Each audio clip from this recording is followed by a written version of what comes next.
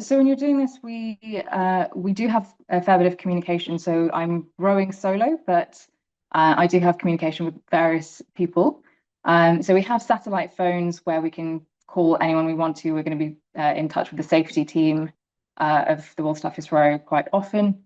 We even have internet to send back social media videos and images so people can see what my daily life is like on the ocean.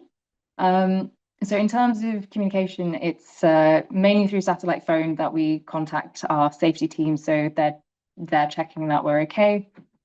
We have GPS on the boat as well, so anyone can actually track us. There is an app where called YB Races, where you can track all of the boats that set off this year, including mine.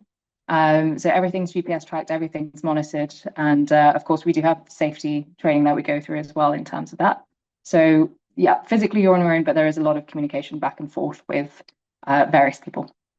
So I was born in India, in Bangalore, and moved here with my parents when I was 5 years old. So I've lived in the UK since then. And I think with regards to adventure sports, so my parents have always enjoyed being in the outdoors as well, probably not so much the adventure or sports aspects of it, but just being in the natural environment. So I was quite lucky to grow up going to various places in the natural environment.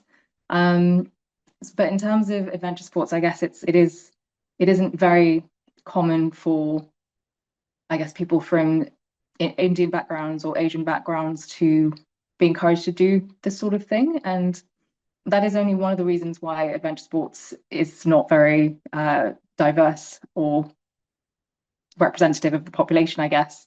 So there's many factors to that, but I do think generally with the Asian community, we try and play it a bit safe. We don't necessarily like to push people to do things that are a bit out of the norm, which I do understand coming from, being immigrants from another country and wanting to kind of build a safer life somewhere else. It's people tend to be quite risk averse, which adventure sports is quite risky or can be quite risky.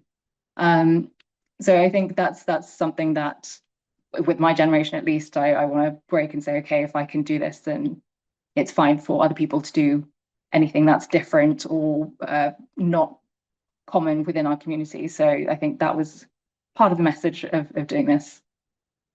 So I think your question was what advice would I have for young people going into adventure sports? So I think my advice for young people going into anything, so by doing this, it's not just about saying you can push your boundaries by rowing an ocean or climbing a mountain. It's about saying whatever it is that you want to do, you can push your boundaries in whatever that might be, whether that's in your career path or whether that's in even in business. So, for example, women statistically take far less risks in business than men do. So it's about saying to young people, if I can do this, I didn't come from a rowing background or even a sports background necessarily. So it's about saying, okay, if I can do this, then you can do anything if you commit yourself and you're not afraid to fail as well. I think that's a really big thing in the Asian community, that we don't really embrace failure, or we don't really embrace things not going fully to plan. So it's about saying it's not about succeeding in something or not, it's the act of giving something a try.